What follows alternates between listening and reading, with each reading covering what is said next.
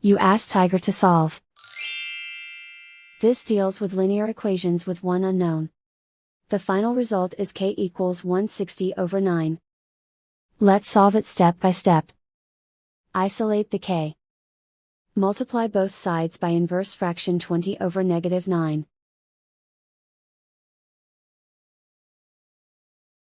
Move the negative sign from the denominator to the numerator. Group like terms. Multiply the coefficients. Simplify the arithmetic.